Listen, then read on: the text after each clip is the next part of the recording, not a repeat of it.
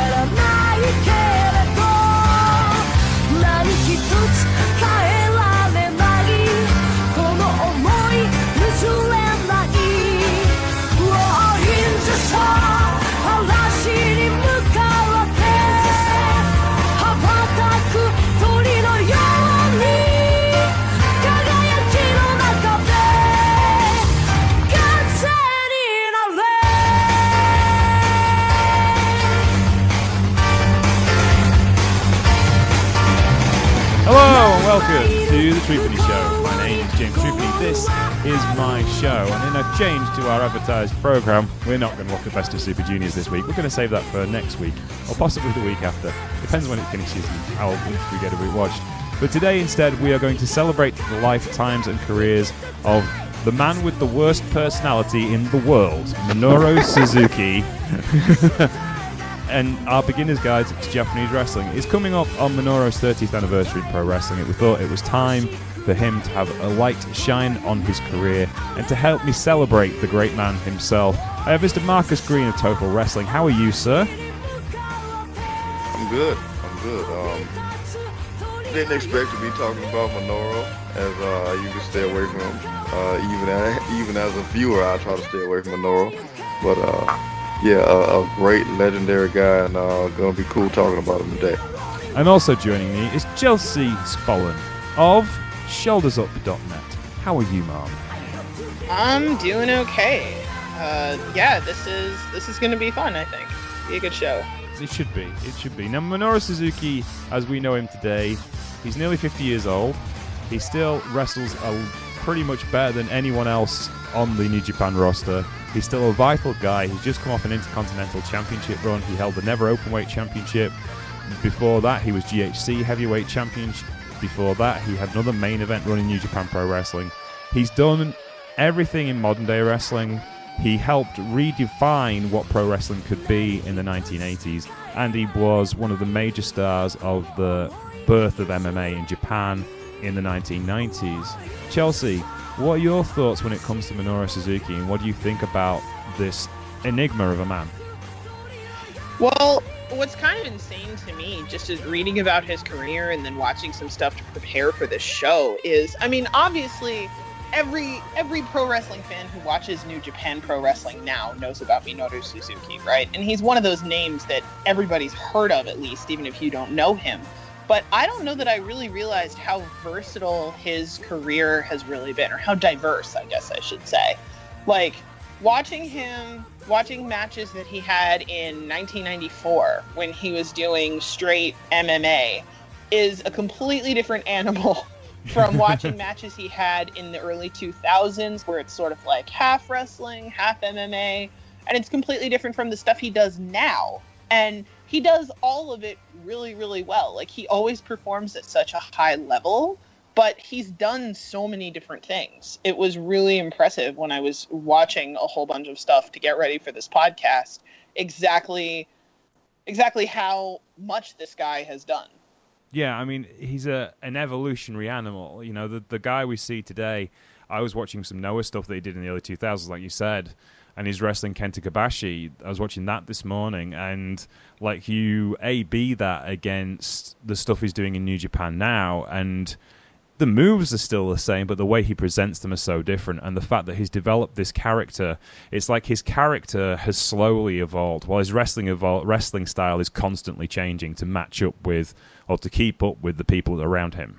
Yeah, it's really interesting too. Like, I've seen him get MMA matches out of guys that are pro wrestlers and somehow it still seems to work, or watch him have grappling matches with guys who are pro wrestlers who don't have that kind of background, who, where mat work isn't really their strong suit, and he can still make it look like a real match, and it gives it that big fight feel. It's really fascinating. He's a fascinating character. Marcus, what are your thoughts on Minoru Suzuki? Yeah, a lot of the same, I think.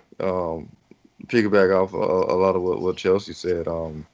Just that evolution, how he was obviously early in his days wrestling, MMA, to transition now, obviously, because it's a complete flip for me, because I got introduced to Minoru, obviously, in his latter years, but, he was that kind of that cool, calm, collected guy, in the Pancrase matches, to kind of just let his technique do the talking, whereas now, like you said, James, his character is kind of, takes center stage, but that technique is always still there. So, again, I was not to compare the two, but just using that as a point of reference, kind of showed me, like, when I got introduced to Goldberg, and obviously he was known for his quick and short matches, and then you go back and watch some of his matches, like, hey, this guy can do submissions, and this guy is obviously far more skilled in other areas than what he's actually using and getting over with.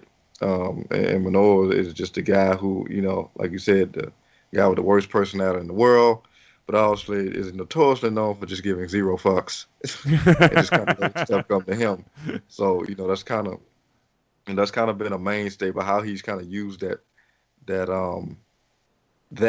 and how he approaches things is truly great. And also him collecting all those championships just as a prize to go along with the pain he's inflicted, is been cool to watch too. Yeah, I mean, he is such a character these days. He's like the character of Minoru Suzuki is really important to what New Japan Pro Wrestling's become, and you need that dark character. He's always going to be the biggest of big bads. He's never going to be a good guy. That's him. That's part of what he's become and part of what he's become as a pro wrestler.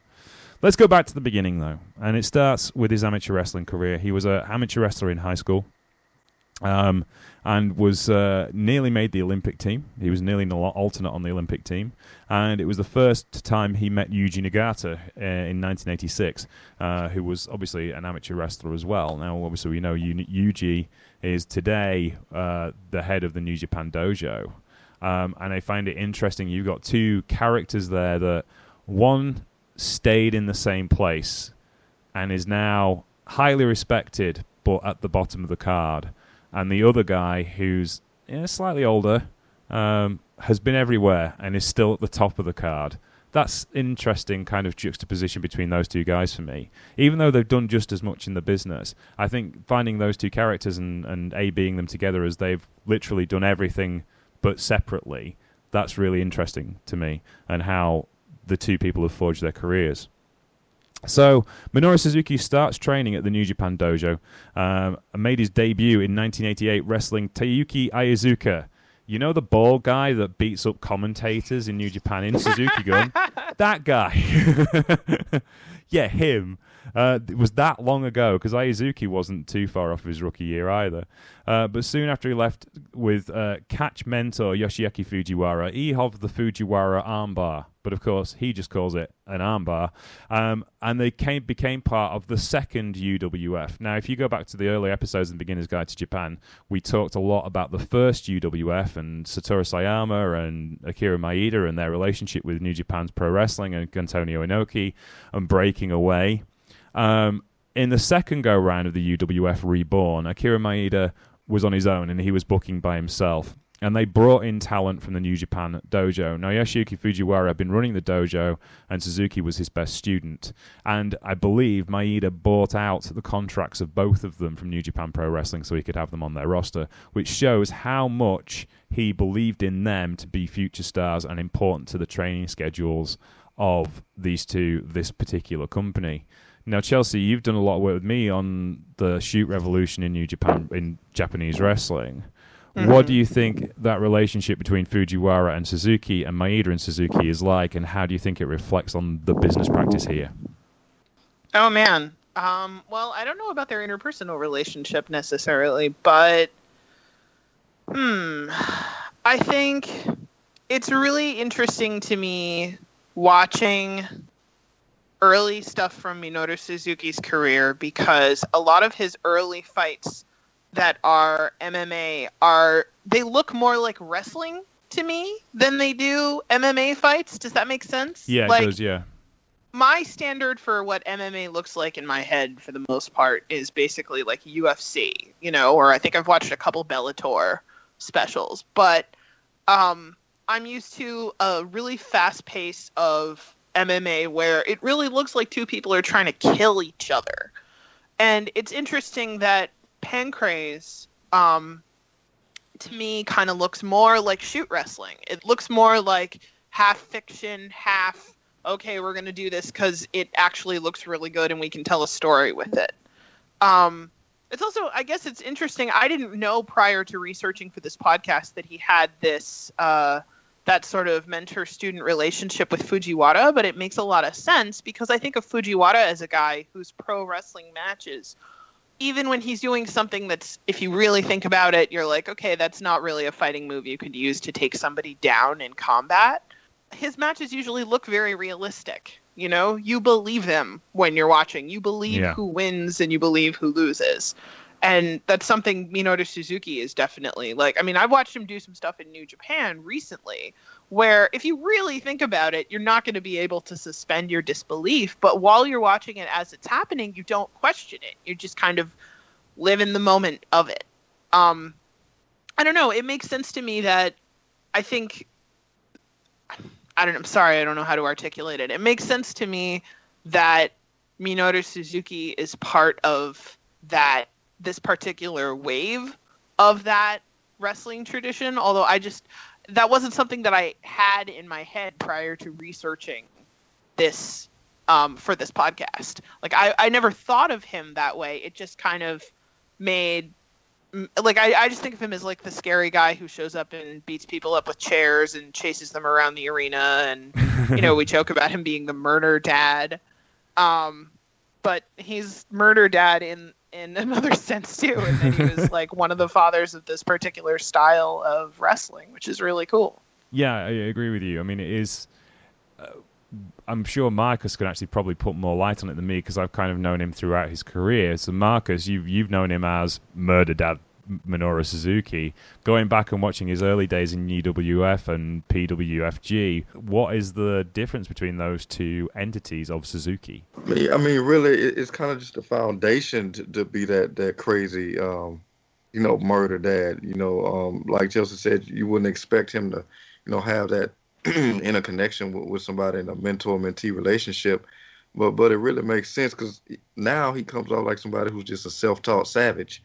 But obviously that foundation came from somewhere. Obviously, he was taught by, the great Carl Gotch, and he used the power drive and whatever. But, you're talking about working with Fujiwara, and, it kind of makes all the sense in the world. Obviously, extremely great talent, but his whole thing is how, he's perfected the technique of how to torture someone. Obviously now he just goes to the complete savage end of it and just blatantly tries to kill them. But, going back and watching the Pancrase is very much breaking somebody down, staying calm, It's a lot of forms of manipulation, both physically, mentally, and a lot of times emotionally. So, you know, taking that armbar was just a piece, in that overall evolution. As like I said, his whole thing is how to really break a human down and torture him. So I think it's kind of like a natural, transition, and like I said, just a piece in that foundation to get to this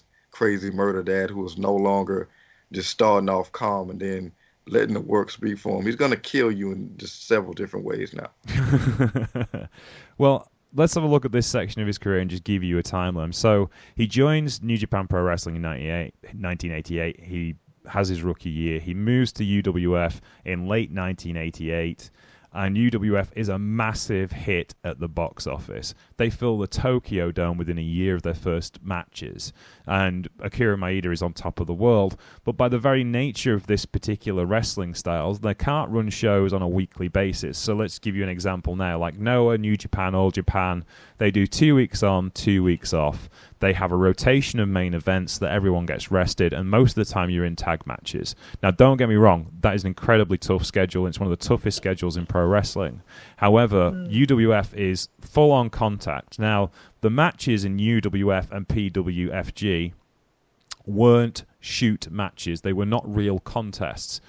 But the matches up until the finish were a real contest. They did hit each other correctly and hard. They did use true submission techniques, but until they got up to the run up to the finish, they were always shooting. So it was always a full-on physical contest until they got to the end of the matches. Now, the reason for that is because promoters do not like unpredictable things happening. So they still booked the ending of the matches because promoters want to book controllable programs, even in a completely sports context. These companies looked very, very different to what WWE or even New Japan or even All Japan today look like. These were no angles. There was an event, you put one wrestler up against another wrestler, and that's what sold the tickets. It was as old school as pro wrestling got. Now, that wasn't to say it wasn't gimmick-free. For instance, Nobuhiko Takada in UWFI fought Trevor Burbick in one of the worst matches of all time that lasted about 11 seconds till Trevor decided he wasn't going to get kicked in the face because that wasn't part of the rules, and bailed on the event, and there was a riot. But generally speaking, this was a sports-based orientated product. Now, PWFG was the company that Minoru went to next with his mentor Yoshiaki Fujiwara. Meanwhile, the rest of the UWF roster went on to form UWFI, including some people we'll talk about later on in this show. But PWFG, me and Chelsea did a review of one of their shows not long ago, and I think you said at the time it looked more like what MMA would become rather than... Well, no, UWFI to you looked more like what MMA would become, and this looked more like a traditional pro wrestling show, I think you said at the time. Yeah, I think that's right. Yeah, so it's much more, it's less striking, though there's plenty of kicking and hand strikes going on as you'd expect in this era, but it's much more of a traditional wrestling product. I think there was one point Ken Shamrock, I can't remember who was wrestling, but he actually does a Northern Light suplex on somebody and then rolls through with it to get a Grovit onto them, which is kind of a mix of pro wrestling, but in pro wrestling the other person will do a forward flip to help you through the Northern Light suplex, whereas Ken just powered the guy over. Because Ken Shamrock was ridiculously strong, and I'll talk about Ken Shamrock in a second. So this is much more kind of like what amateur wrestling would be with some professional polish, I guess is a good way of describing it, isn't it?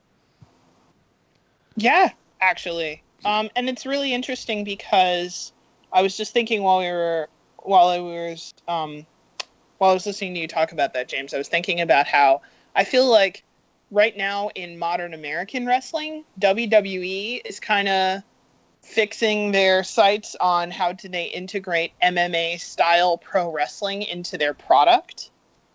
And it's kind of interesting how it like moves cyclically back around. You know, it keeps coming back. It's like I think a lot of MMA fans talk about MMA like it's this thing that's totally separate from pro wrestling because it's real and wrestling is fake. And I just don't think you'd have the modern iterations of either of those two things without both.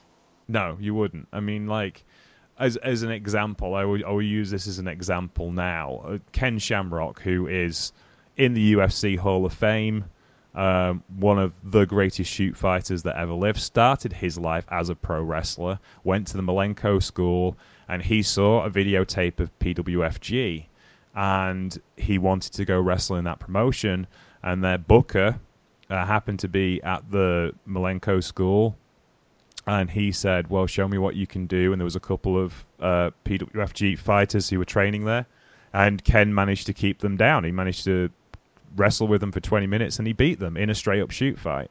And then they shipped without actual martial arts experience. No, yeah, because he was a street fighter, and he was a tough kid. He'd won tough man contests. He could wrestle because he'd wrestled in high school. And they went, okay then. So they sent him to Japan, and they had a couple of young boys in the dojo, and he held them down for 20 minutes. He kind of beat up on them for 20 minutes. And then Minoru Suzuki and Funaki walk in. And they say, "Do you want to keep going?" And it's like, "Yes, of course, because you don't give up, because you want the job." So Ken kept going, and he wrestled. He said Suzuki wrestled him for about 20 minutes and ran rings around for him 20 minutes, but he would not quit and he would not give up. And that's when they gave him the job. You know, even PWFG, you had to be that tough to get in the ring. You know, you couldn't just be a standard worker. There was guys like Jerry Flynn as well who were American stars who ended up in PWFG. It was a very different kind of style of wrestling, but it was still pro wrestling, and the people they were attracting were pro wrestlers. And then when PWFG gets established, it starts going well, but again, you've got this problem of the fact that you can't hold too many events, which is the problem UWF had, because your wrestlers can't keep up that pace for that many times. You can't do 2 weeks on, 2 weeks off, because it would just kill everybody.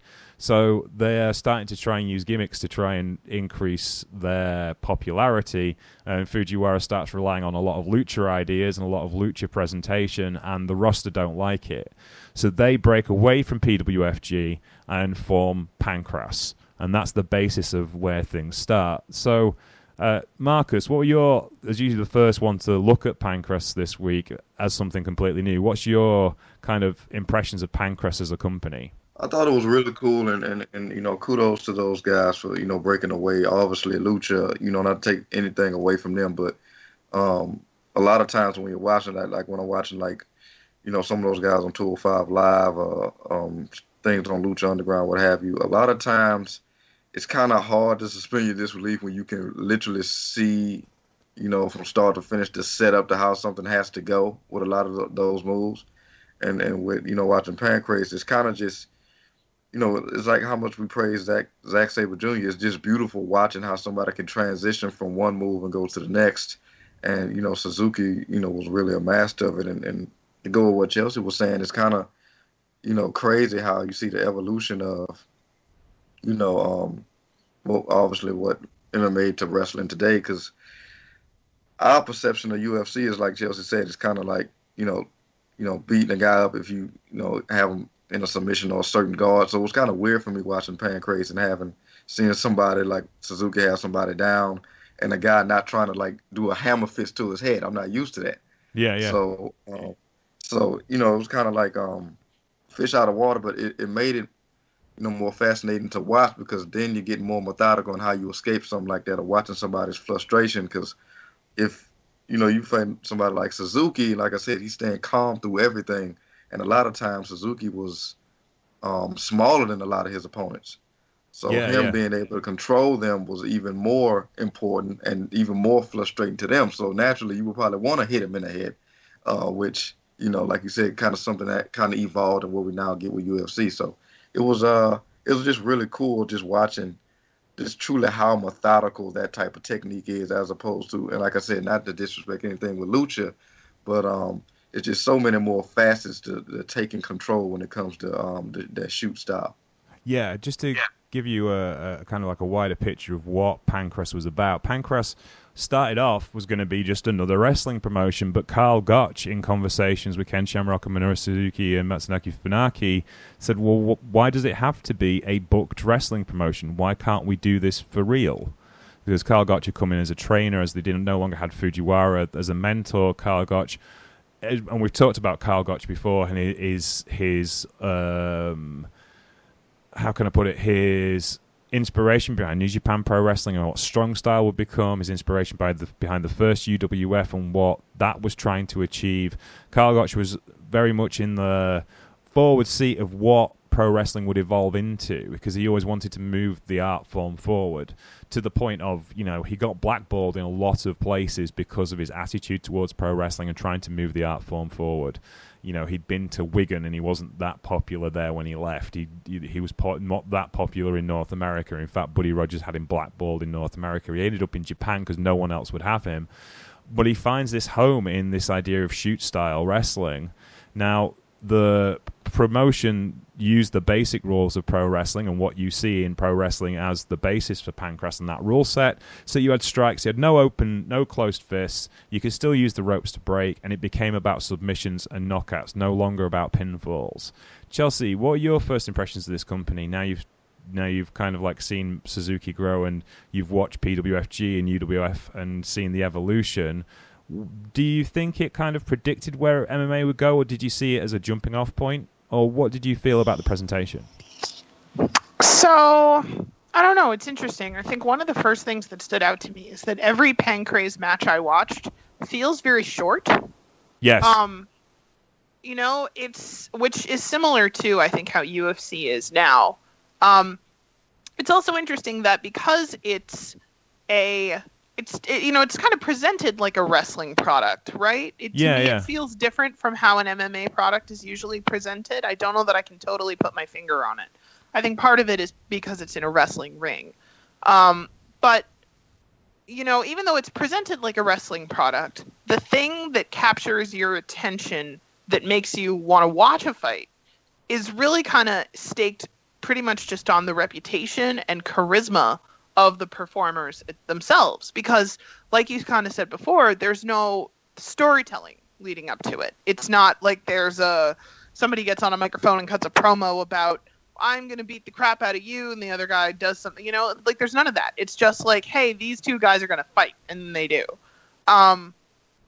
It's interesting that people would show up for matches like that, considering how short they were. Yeah. And considering that, it must have been people who were really enjoying some kind of genuine competitive aspect of it rather than the storytelling aspect of it. Which is, I don't know, it's funny, when I was watching Pancrase matches, one of the ones I found was Minoru Suzuki and Jushin Thunder Liger. Yeah. And I was really surprised because, Liger was like in trunks. I'm used to seeing him in the full body suit. And, he still had a mask on. But he throws a punch at Minoru Suzuki, and Minoru Suzuki takes him down. And at one point, he does a flip in the air, and the crowd goes, there's a big audible gasp moment. And he pays for that when he ends up on the ground, and Minoru gets his guard open. It's very interesting to me because it's an MMA product that doesn't dismiss pro wrestling, that kind of knows that those are the foundations of where it came from, but it's still trying to tell you stories that are genuine, actual fights. I don't know that I've ever really seen anything exactly like that before. No, I agree with you. And the time thing really does fascinate me, because I think the first main event of a Pancrase show went 15 seconds. And wow. And it blew everybody's minds, because they were used to, even UWF, which was a booked show, the main event's going to go 20 minutes, and there's going to be, you're going to tell a story in those 20 minutes. Whereas this was, the story is this guy got an armbar on, that's it. So, and as well, Suzuki becomes he was that good as a combat wrestler, as a true fighter. He starts carrying guys. I think you mentioned it earlier, Chelsea, when you were saying, looking back at the videos, guys who were not as good as he was able to carry them to decent fights, even in a shoot fight scenario. Shamrock was the same, so was Funaki. How do you do that? They were just that good. As an example of this, the story, I was watching an interview with Josh Barnett, who's the commentator for New Japan Pro Wrestling, and they were doing sparring sessions, and he was doing a sparring session with Minoru Suzuki, And all Minoru did was tie up his ankles. He put his shin bone on Josh's ankles. And he had this technique for keeping him down, and Josh couldn't figure out how to get out of it. And this is Josh Barnett, one of the greatest mixed martial artists of all time, a former UFC champion. And Minoru tied him in knots. And he said, I've got to get him back to show him how he did it. And this was when Josh was at his peak, and Minoru had kind of moved away from competitive fighting. You know, he's so smart. He's such a good fighter. And these matches were just incredible. And you could see as well, because they didn't just rely on him to be a major draw. They had Funaki and Shamrock and a few other people as well. But, you know, it does become about these characters because there's not an awful lot else to draw there, is there? Yeah, I mean, the charisma of the performers is probably a thing that holds a lot of those matches together.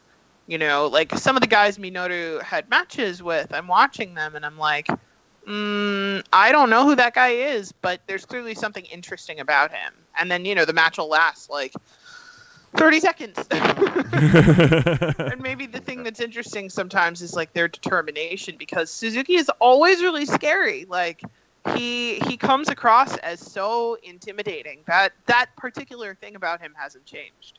Yeah, no, he's that character. Marcus, how would you describe the Minoru Suzuki character in Pancrase, if there is such a thing? Because obviously it's just Minoru Suzuki. But how would you describe him? At that point, even more seems like obviously a toned down Minoru Suzuki. But just listening to you guys go back and forth about it, it's really, you know, for me, like a real stark contrast. And obviously, you know, growing up on WWE and now looking at New Japan as I've gotten older and wiser, you know, really it's just giving you realism through simple reality. Like you said, the things that are happening when you're watching the Pancrase match is reality, because that stuff hurts, pure and simple. There is no, you know, pomp and circumstance around everything. You know, I was watching one of those matches with Suzuki, and, you know, obviously he was going for an arm bar, and the guy was so focused on keeping his guard, and, you know, locking his arms together that, you know, Suzuki easily transitioned into like a really brutal, crooked head scissors lock. Yeah. And almost snapped the guy's neck off. And it's like you don't need to put any more. You don't need to put any more salt on the grits. That's it. You know, he was about to get his neck snapped off, and he tapped. Whereas, you know, you watch something like WWE, and they're trying to, you know, Vince's way is they're trying to use this thing of wrestling to, you know, promote some type of realism, but really just trying to put the focus on this pure entertainment value. So, whereas the focus of a simple Pancrase match is clearly that hurt, and that was the end of it, because he was about to get his neck snapped off. And they'll do the pomp and circumstance, and like Chelsea said, do a promo, and then they get into the match. And not to take away anything from these guys' skill sets, but, you know, they'll center around like the biggest part of the match would be reversing the figure four, which doesn't exist because that's not a real thing. No. As we know, you know, oh my God, he reversed the figure four. He switched up the pain. That doesn't exist. So I think, you know, with Suzuki, you watching, you know, to get back to the evolution of his character in Japan, you know, those guys are just taken far more seriously because the art form is presented as such that, you know, you're never questioning these guys being tough. No. So, you know, there's so much more room and creativity later for them to do character work, because obviously the work is there. You know these guys are tough because you see, you know, the technique and just how forceful that they are when they put in the work with the moves. So now somebody like Suzuki could just transition and be like, have the creative freedom to really play with his character, because he literally has everything else in the bag. Whereas in America, it's like, you know, these guys always have their credibility questioned as tough guys, because it's so much entertainment value put on this real art form that doesn't need anything else really put on top of it. Yeah, I mean, it's like the character of Minoru Suzuki kind of starts in this time period as well. I mean, he starts where everyone else in Pancrase kind of still comes to the ring in a ring row, which is a very traditional kind of wrestling deal, whereas he comes to the ring with a towel over his head. Now, we know that move now because he still does that today. It's the same thing he was doing back then. But he does take on all sorts of challenges in this particular career. He takes on boxer versus wrestler matches. Maurice Smith, who was a very handy kickboxer in that time period, who appeared in UFC 2, I think, and I think he won UFC 3. He fought him. I watched that match this morning. Minoru wasn't great for the strikes, but he was great for grappling. And also, you're right, I love the fact that he won a match with a head scissors. It was a crooked head scissors, which was invented in Wigan. You know? Yeah. It's an old shoot-style match from the guys in the Snake Pit. They were the guys who developed that maneuver. And it's interesting to me, like, how much of the stuff I watched when I was a kid is in Minoru Suzuki's moveset, because those old Wigan guys who taught a lot of the British wrestlers what they were doing, because the northern British wrestlers came from that tradition, filtered down through Billy Robinson and Carl Gotch into what Minoru Suzuki and Ken Shamrock and Max Funaki, I can never pronounce his first name, Funaki were doing, and it makes for this incredible, as they say, hybrid style of wrestling mixed with striking. Did you guys watch the hybrid documentary by any chance? I don't think so, no. I didn't. You can find it on YouTube, but actually, if you go on a playlist, I put a playlist together on YouTube of, if you go to the Troop and Show YouTube page, you can find a Minoru Suzuki playlist. And on there is a documentary series about Pancrase, in the early days of Pancrase, and it shows you everything they do in the run-up to matches, all their training, and the training is brutal. Like, I believe it. Yeah, you know, hanging pull-ups where you put the clamps on your ankles and then flip onto the bar and do that. They do that, but they don't have the clamps. They just hang by their feet. It's insane. Yeah. And that kind of reminds me a little bit of the training regimen from the Gaia documentary. Yeah, very much so. Everything they had to learn to do to condition themselves was stuff you can do with your own body without a weight room. Yeah. Everything. I mean, they do lift a lot of weights, and there's a lot of talk about shoulder development because of obviously, if you're going for cross arm locks all the time, you want arms that are ridiculously strong to counter that. So that's the reason why these guys have such big body mass.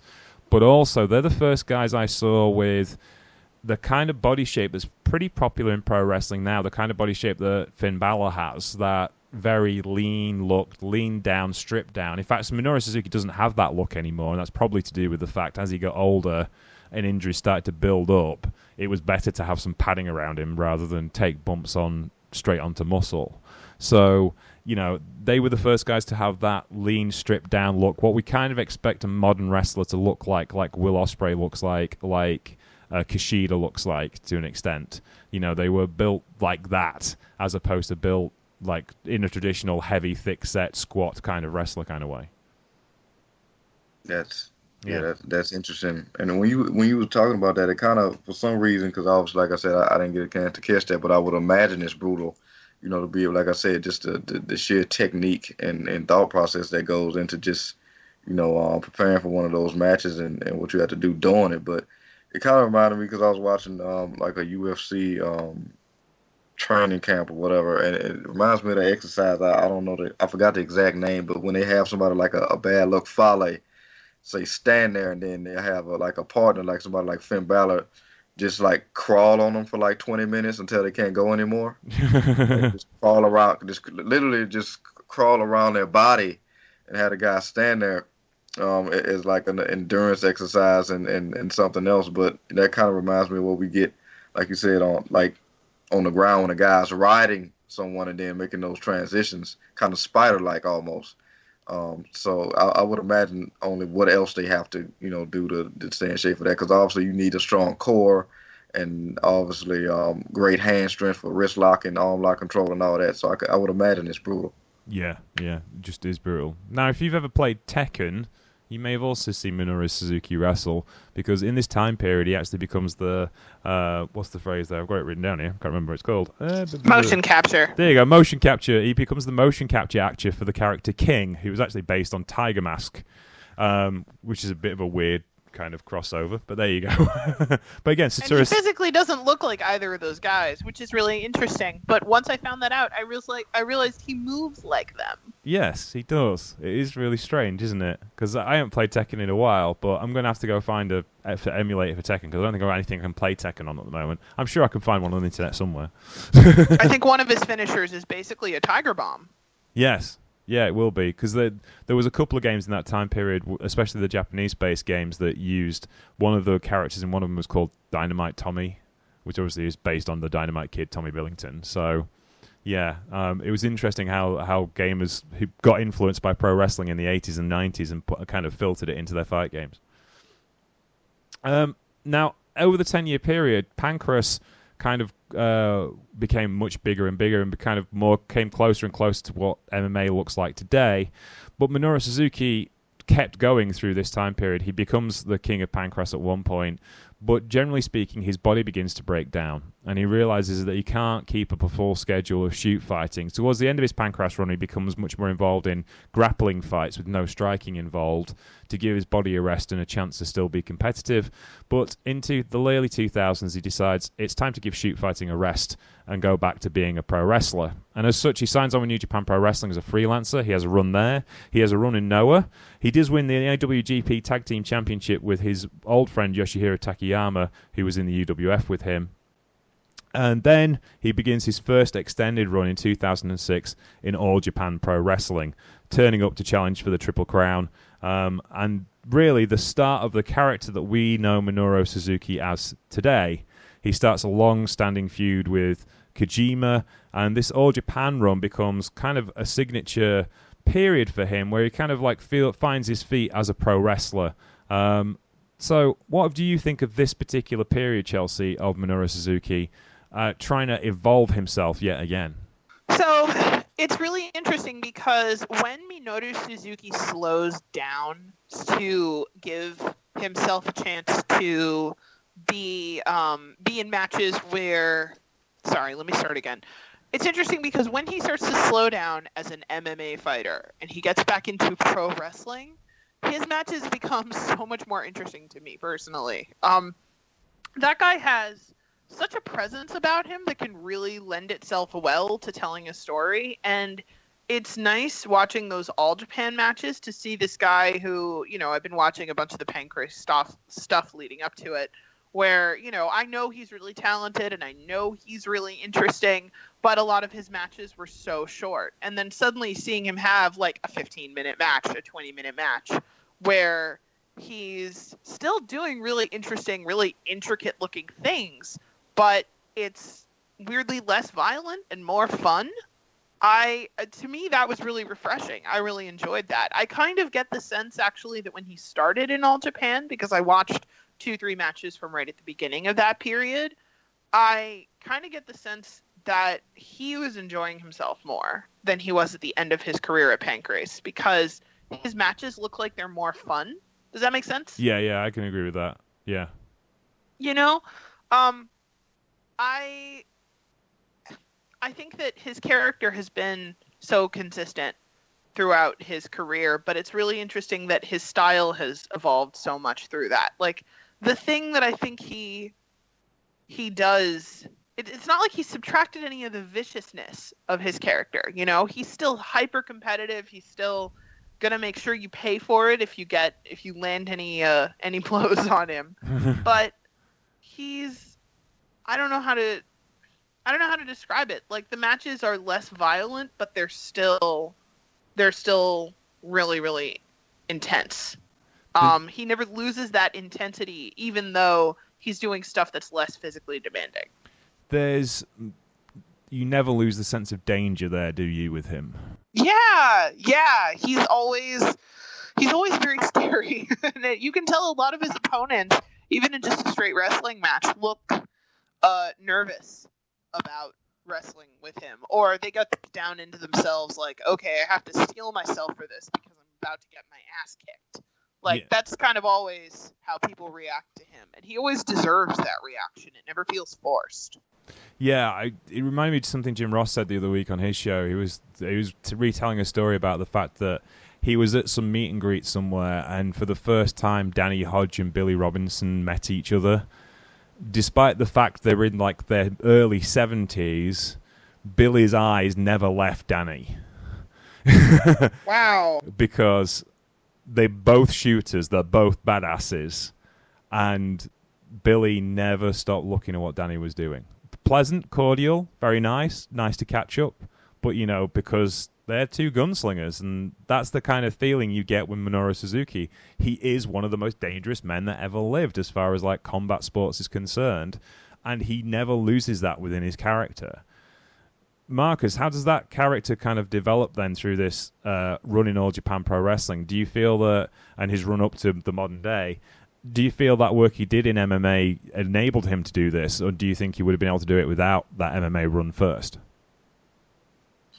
I think the MMA. I mean, I think if he hadn't gone through the MMA, and again, kudos to anybody that is very much becomes aware of their body and through this incredible sport, recognizes their limitations and has the ability to scale back, but at the same time, like you and Chelsea said, keep that level of realism through that just endless aggression that he brings. I think with Minoru, and getting back to Kid Shamrock for a minute, I think the only thing he was really missing in his game was an in-depth array of submissions. I don't think he was too, and he himself talked about, he kind of needed to up his submission game when he, kind of delve in the Pancrase and such. But I think with Minoru, I think because of that Pancrase and that style, you always kind of have to be on, and even when you're in control and that, you're always doing something. There's never really anything that's let up.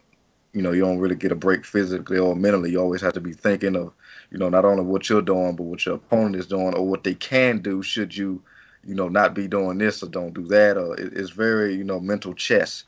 And now seeing the transition, he's able to, it's kind of what you can do in between the moves and, or a simple throat chop, which will create a level of separation and still give you that realism, like you talked about. So I think, hearing you guys talk about it, and just how it kind of feels to be in there with somebody like Minoru, who still instills that fear of somebody who is going to take you through everything that you will go through a Pancrase match, but doesn't, just speaks to, his intimidation factor. And I think, it's scary to kind of think about that, because I can only imagine what goes through somebody's mind, against somebody like a Zack Sabre Jr., who very much kind of still has that style of something's always going on. Whether you're attacking the guy, whether the guy's attacking you, you can't let up mentally or physically. It's just complete torture until that bell rings.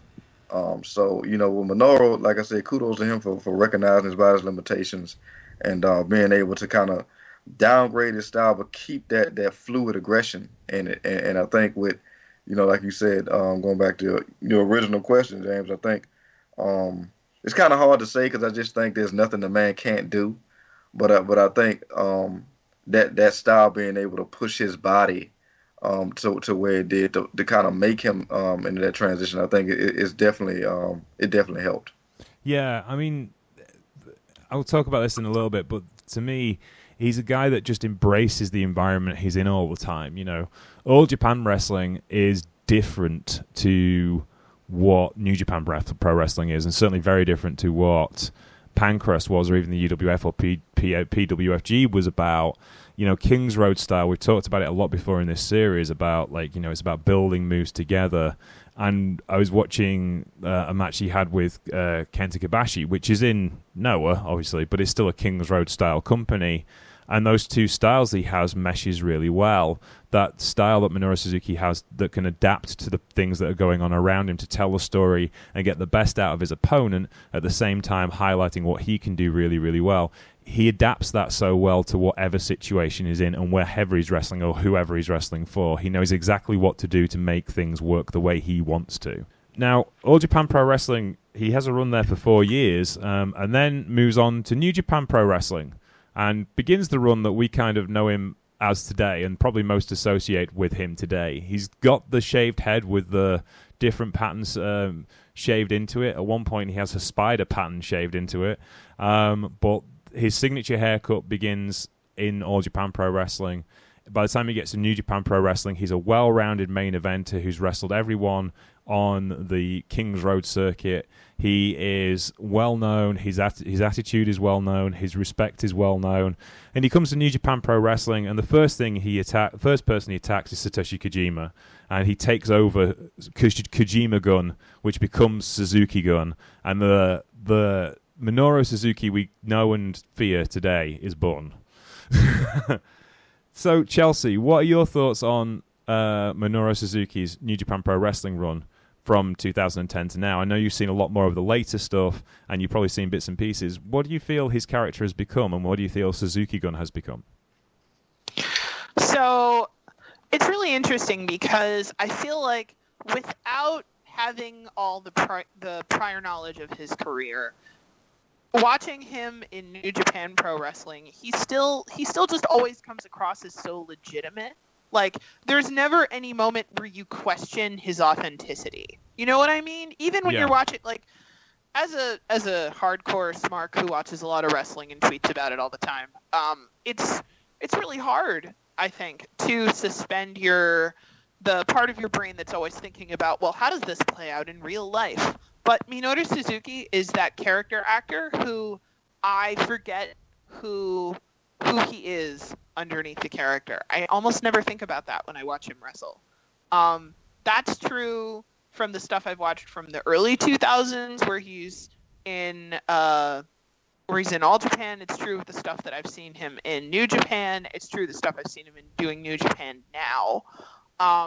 Also, I love Suzuki Gun as a stable now, set up and established really well, that you have these guys who are teammates sort of formed around the things they have in common with him. Does that make sense? Like, Zack Sabre Jr. is such a perfect person to help continue whatever the legacy of that stable is supposed to be, because he's such a brilliant submission wrestler. And like Minoru Suzuki, he is just relentless. Like, he's not scary, but he's determined. And his determination makes him willing to do terrible things.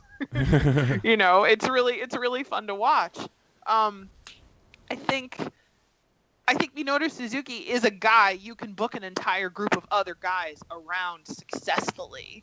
And it makes those other guys more interesting. It elevates them, and it gives him something to do where, I mean, he can just stand there and be like, I'm Minoru Suzuki, and I'm not even really a part of this match for more than a few minutes, but you fear me, and these are my guys who will do my bidding. You know, it's just, I love that. Like, a lot of times wrestling stables that are built around one person or two people, a lot of times it just kind of falls apart. Or if it doesn't fall apart, it stays together, but not because the audience cares. Yeah. And I've never seen, I mean, there is no New Japan show I've ever seen where Minoru Suzuki comes out and that theme song, which is just so incredible, hits, and the audience doesn't just like light up. Like, people are always excited to see him, and they're excited to see what he's gonna do next, you know. And when he says, like, Zack Sabre Jr. has joined Suzuki Gun, and we are now going to conquer the world, and we're going to take all the titles, and we're the best, I just believe him. I'm like, well, clearly those things are going to happen now. I wonder what everybody else is going to do. Chelsea, can you just move your microphone away from your mouth slightly? Oh, I'm sorry. Is that okay? That's better, yeah. Where was I? Yeah, I don't know. I think he's one of the most successful characters they have. And certainly for a guy his age to be getting in the ring and doing some of the stuff he does now, I mean, I've seen him do matches with chair shots in them, and where his cardio has to be on point with guys who are half his age.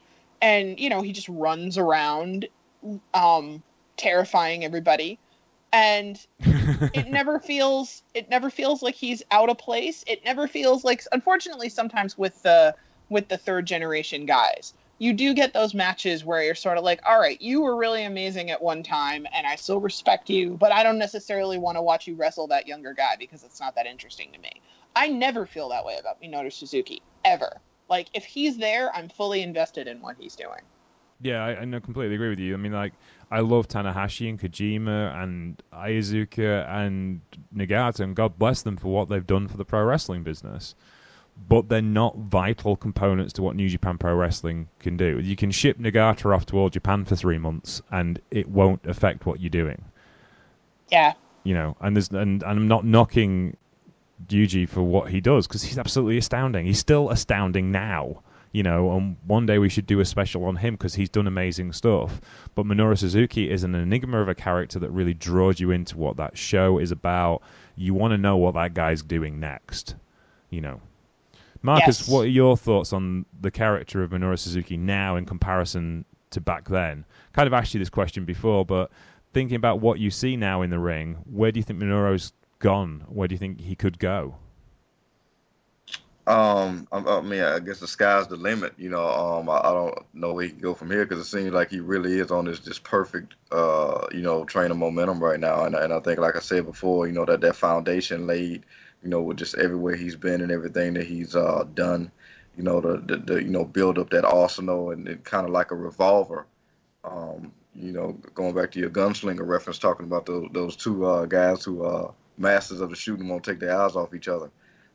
Very, very reminiscent of that shoot style. That's how you have to be. But with Minoru, now, like I said, because of that foundation he had, he was never not legitimate, and you knew what he could do in the ring. So, it created such a wide berth for him to be able to evolve his character to what it is now. And a lot of times, he's so good at his character work that he kind of comes off as that cantankerous old man in a neighborhood that will literally shoot you if you step on his lawn. But instead of waiting for you to step on his lawn, he comes to you a street over and just beat you up before you even get a chance to get on the street. And very violent in that way. But with Minoru, it's just it's incredible. And just piggybacking again off what Chelsea said, he just has this aura about him. Like, and he's kind of like, if anybody's familiar with the Fast and Furious movies, they talk about you never, when you watch those movies, you never don't think that Dominic Toretto isn't the leader of that group.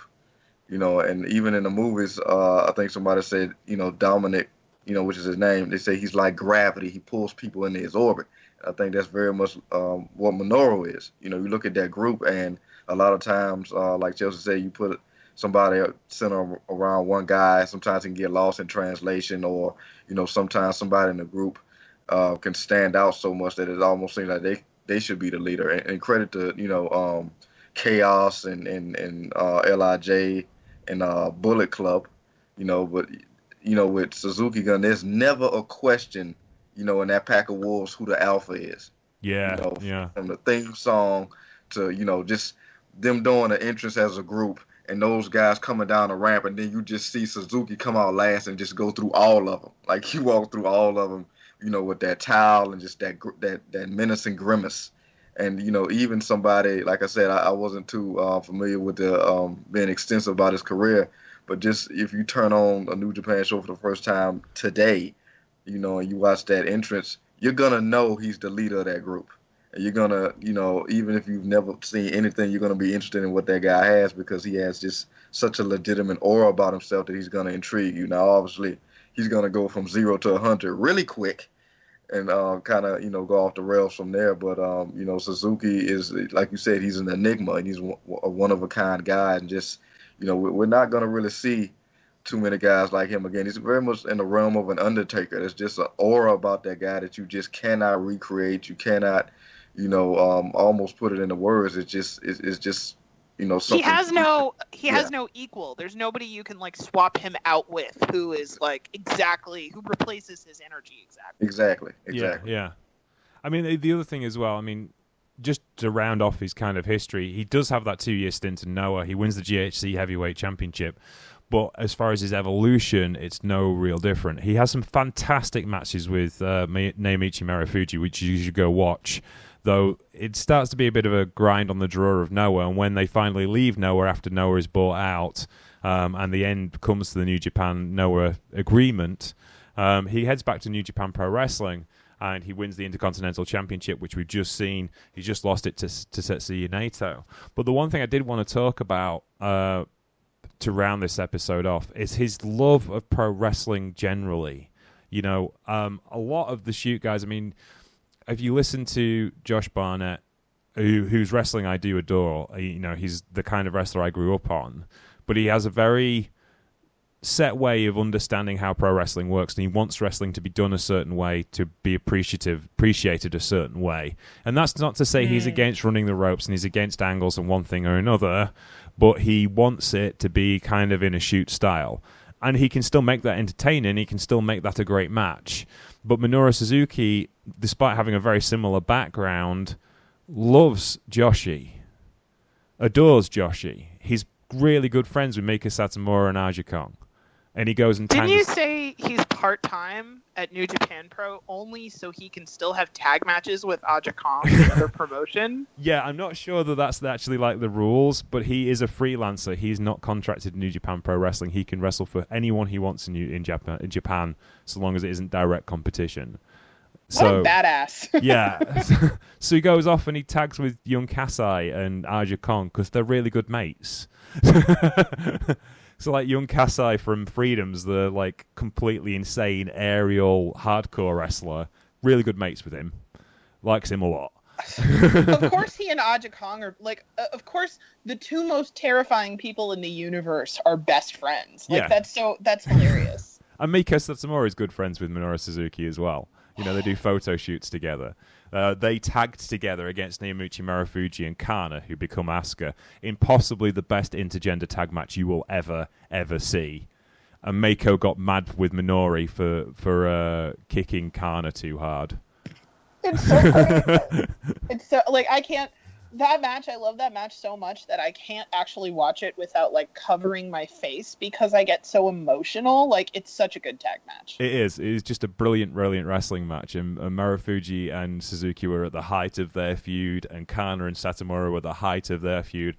And it's the best four wrestlers in that environment to have that match with. And they're all such great storytellers. And watching Kana trying to take Marufuji's chops is just brutal but beautiful at the same time. But you know, this is the thing with Minoru Suzuki. He does love all of wrestling, all of it, for all of its faults. Whether it's silly wrestling, he'll go and play baseball into the Tokyo Dome with Meiko Satomura for DDT because he wants to, and who's going to argue with him? You know, this is the thing that is like makes me laugh when you see people like Jim Cornette going on about all this silly stuff is ruining wrestling. And it's like, Minoru Suzuki is still the scariest motherfucker on the planet, and he does it, so why can't everyone else? Yeah. It is, you know, it is like, who's going to argue with him? He's not lost any of his realism, he's not lost any of his scariness just because he did a couple of matches for DDT and ran somebody over with a bike. That hasn't changed the fact he is still a badass, has it? No, not at all. Not at all. When I see a lot of those young boys that be by the ring that they kind of provide towels and whatever, I don't see why they don't just scatter immediately when he comes out. I literally say like quick prayers anytime I watch a New Japan show because it's just it's brutal. But I don't get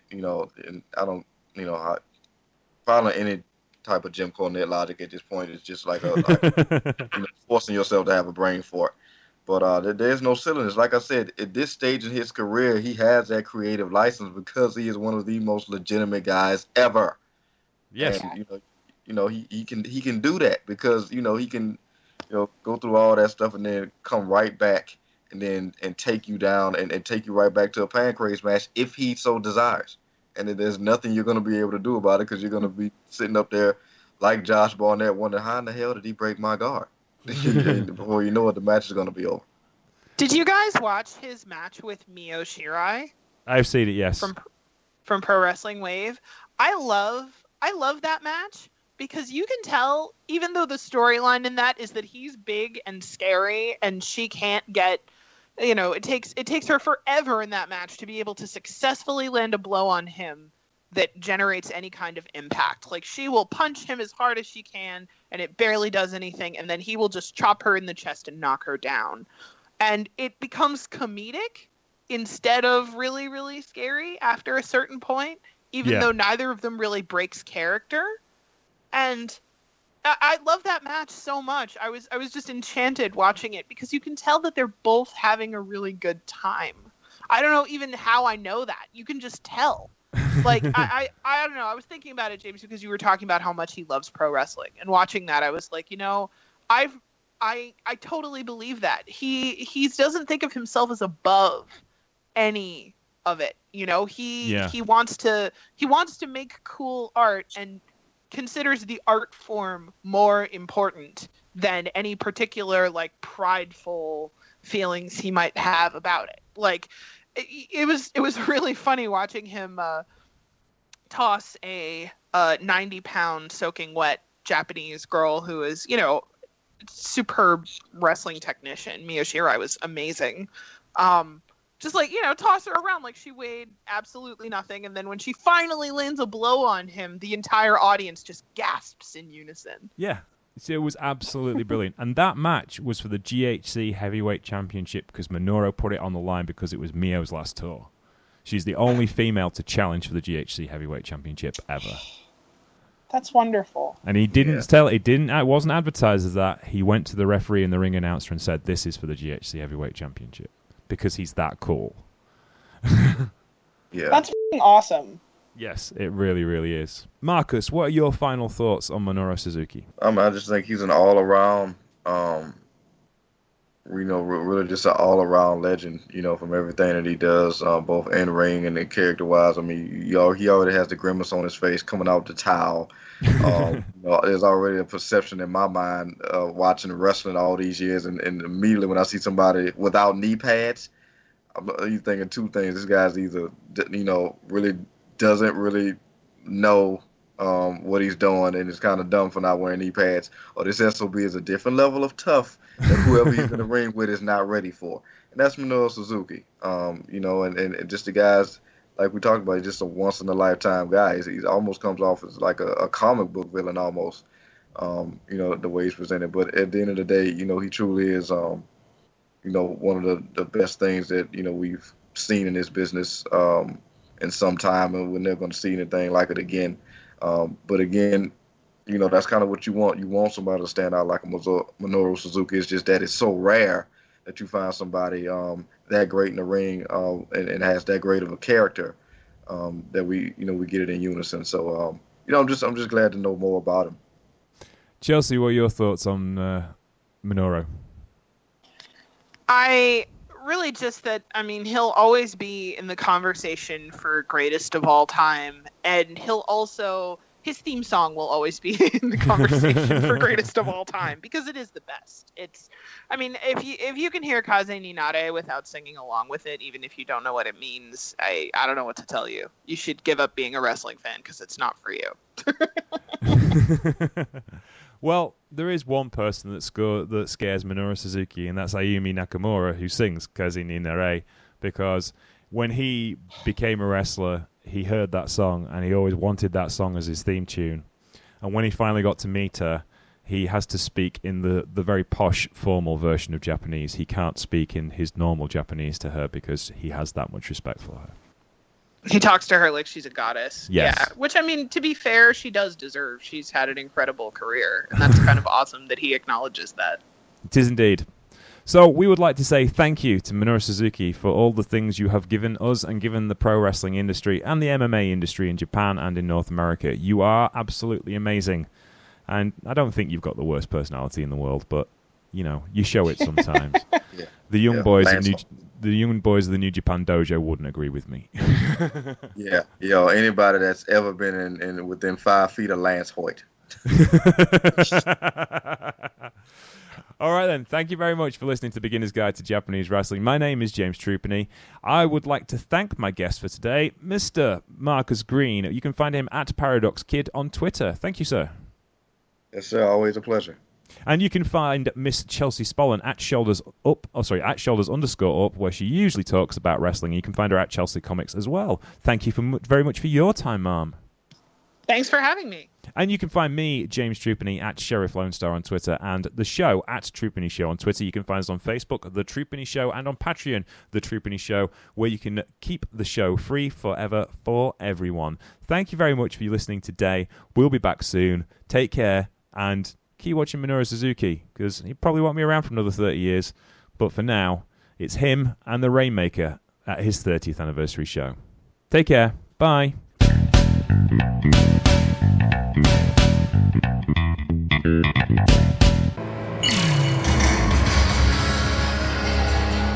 Suzuki Minoru デビュー25周年にあたるこの1年を祝福するかのように入場テーマ曲を作った中村あゆみさんが「風になれ」を歌います。教えてよ人は探し続け限りなく切ない明日の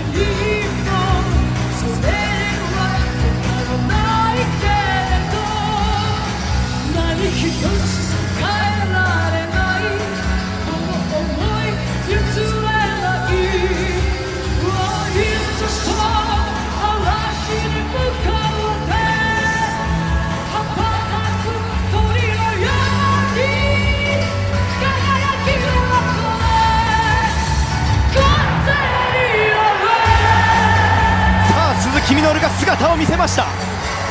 中学卒業と同時にプロレスラーになると決めたという鈴木みのる。